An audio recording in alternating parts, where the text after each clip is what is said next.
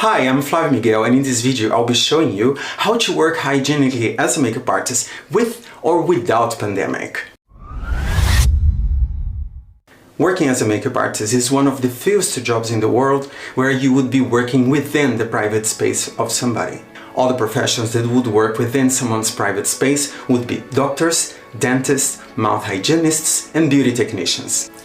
We call it a private space everything within the range of your closed arms. And because of this, I cannot stress enough the importance of working sanitary when working as a makeup artist. A lack of hygienic habits could lead to serious infections which could put at risk the safety of your clients, or even worse, you could end up having a bad reputation which could lead to a series of bad reviews and lower ranks which could compromise your career as a makeup artist. There are a few things that you need to pay attention to when working as a makeup artist. The first thing is your personal hygiene. The second is how to properly prepare your working station.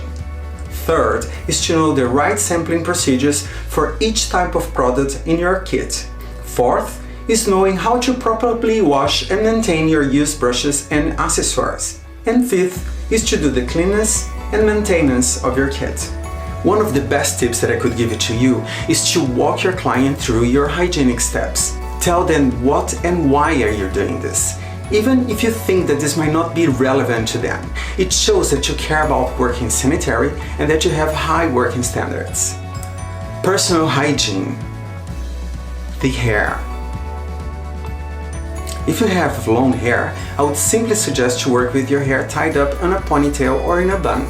You might as well choose to work wearing a tiara or a headband. Brush it well before doing this to get rid of loose hairs. The beard.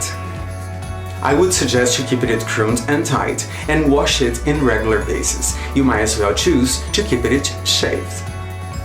The nails and hands. It is up to you if you want to keep your nails long. I know that a large number of my makeup peers like to keep their nails long. I personally prefer to keep mine short and done, but as long as you wash your hands, this should not be a problem. The best way to do this is using a sanitizing soap. Wash it throughout every time before you start a makeup session and every time after having a toilet break. Wash the palm of your hands. Use your nails to scratch them. Wash the back of your hands and in between the fingers. Using a manicure brush, clean your nails. Make sure that you touch everything up to your lower arm. And if you are a smoker, remember to always wash your hands after having a cigarette. Right before starting a makeup session, you might want to use some alcohol gel. Do this in front of your client so that they can see that you're actually cleansing your hands. Every time I do this, I like to make a joke and saying that my hands are burning from the alcohol gel, which implies that it's killing all the germs and bacteria. Rings and jewelry.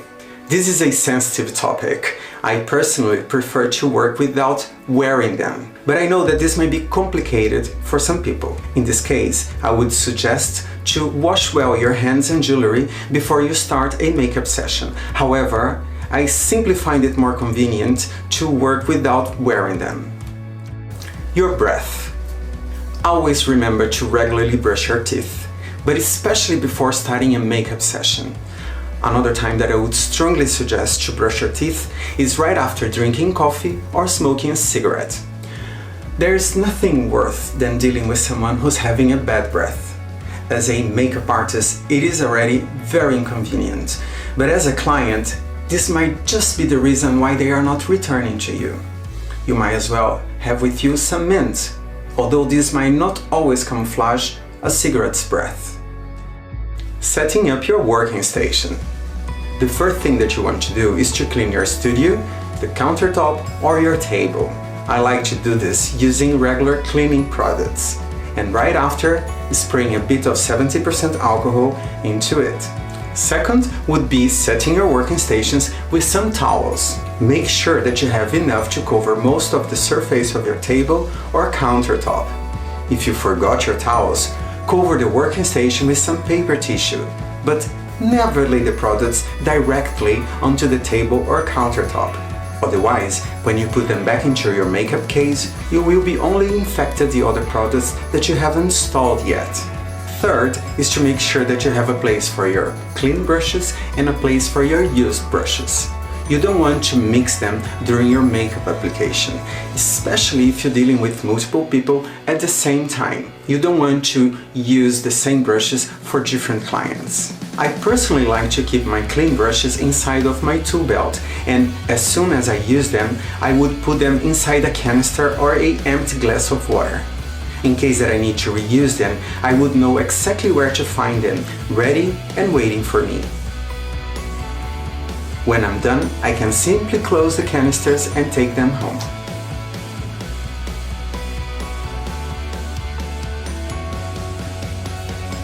Always carry with you disposables such as mascara ends, lip gloss applicators, tissues, cotton pads, and Q-tips. Sampling procedures. There are some very handy utensils and accessories that would help you working sanitary as a makeup artist, such as metal spatulas and metal palettes. The best way to clean them is using 70% alcohol. I like to keep the alcohol inside a spray bottle. I find it easy to store and handy to sample. So before you start, make sure that you've cleansed them using that 70% alcohol or a brush cleanser that contains alcohol. Or if you prefer, you can use a special disinfectant for cosmetics. The same applies to lash curlers.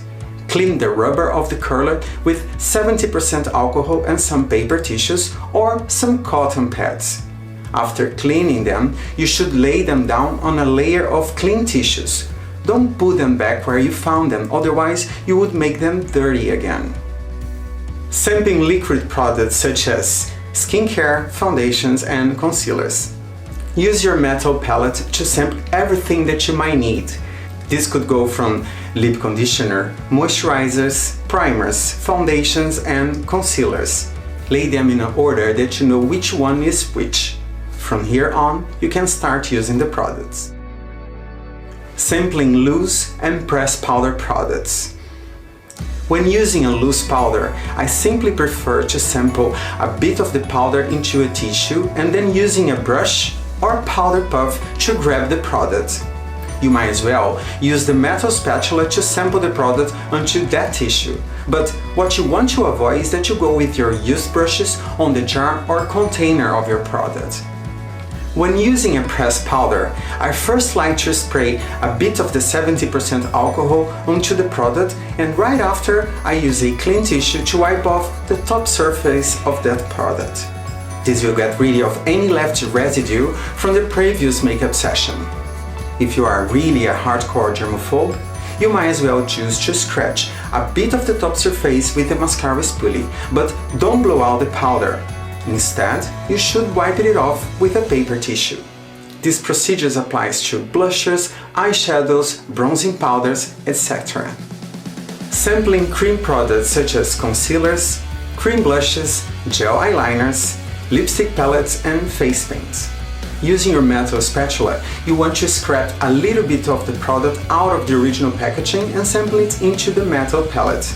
From here on, you can start using the products.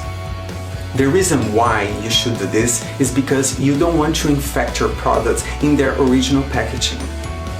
You know when that happens, when your products start to smell a little bit funny. Try to avoid sampling more than you actually would need. Products such as gel eyeliners might dry out quicker on the metal palette than what they would do in their original packaging. Remember that you can always sample more in case that you need to use more. Cleansing and sampling eye pencils and lip pencils. This is very simple. First, you want to sharpen the pencil that you will use, either an eye pencil or a lip pencil. From here on, there are two techniques that you can use to sanitize pencils. You can choose to dip the tip of the pencil into a small container of 70% alcohol, and after that, wiping off the pencil using a clean tissue. When doing this, you should hold the pencil point down to avoid that the alcohol would run onto the pencil, drying it out before you even get the chance to use it. A dry-out pencil can become very fragile and break easily during the application. The other way to cleanse a pencil is by spraying some 70% alcohol onto a clean tissue and using it to wipe it off right after you have sharpened the pencil. Keep in mind that you want to first sharpen it before you cleanse it, and not the other way around.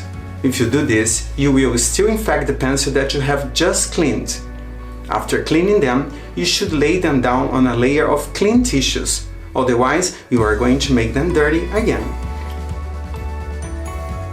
Cleansing and sampling lipsticks. We can use different techniques for this.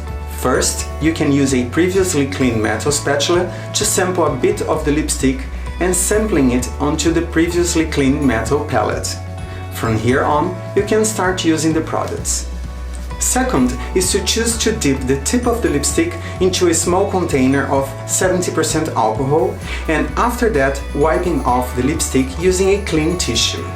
When doing this, you want to first roll out the lipstick far enough so that you can generously dip it into the alcohol. Just like when you are cleaning your pencils, you want to hold the lipstick point down to avoid that the alcohol would run onto the packaging, risking drying out the product. This same technique applies to lip primers as well. Sampling liquid lipsticks, lip glosses, and liquid eyeliners. Using the original applicator of your product, you want to sample the product into a previously cleaned metal palette. From here on, you can start using the products with your favorite lip brushes, or in case of an eyeliner, your favorite eyeliner brushes.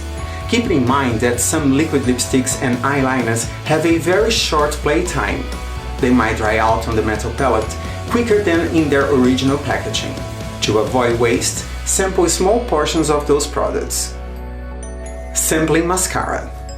The only way to do it sanitary is by using disposable mascara wands. You should try to use one mascara brush per eye. A client could have one eye infected while the other isn't. And you could be spreading the infection from one eye to another if you use the same mascara wand. You can choose to use the same mascara wand for the upper and the lower lash line as long as it's from the same eye. And you should remember to always change your mascara every 6 months after using it for the first time.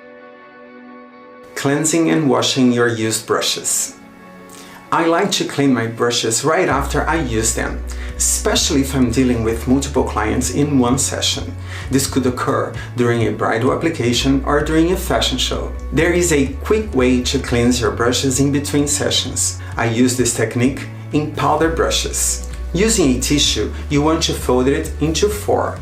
Then, you want to pour a bit of the brush cleanser solution into that paper and gently rub your brush into it.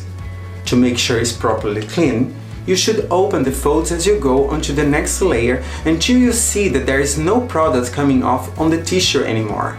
Keep in mind that this is only a temporary cleanse and it doesn't deep cleanse your brushes.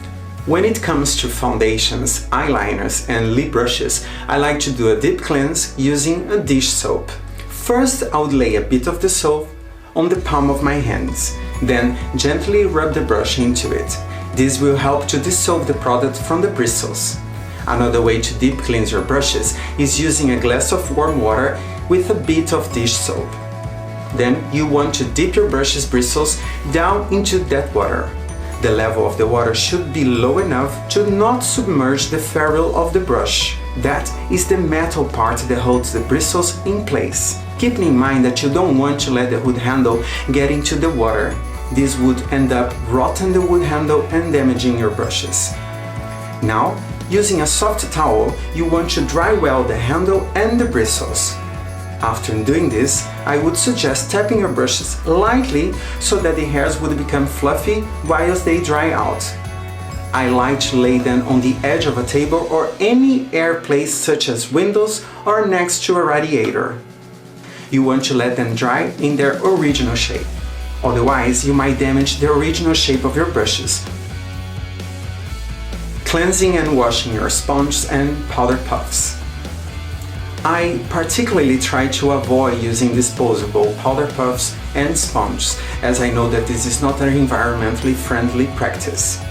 But I also know that this is easier said than done. Lots of times we will need to use them. Sanitize sponges by heating damp sponges in the microwave for 1 minute. The United States Department of Agriculture reports that this method kills over 99% of bacteria. Simply put your sponge in the hot cycle of your washing machine and let the machine do the work. Cleaning and maintaining your kit. Every once in a while, you should take the time to clean your makeup kit. It might not be the nicest thing to do, but it's very important. I like to do it and clean things like containers, foundation bottles, eyeshadow palettes, etc. You should also consider smelling everything that you can. Expired products have a very recognizable fungi smell. If you spot that kind of odor in a product, then you should immediately stop using that product and replace it for a new one. Also remember to clean the actual makeup case in itself and every makeup bag that you might have in your kit.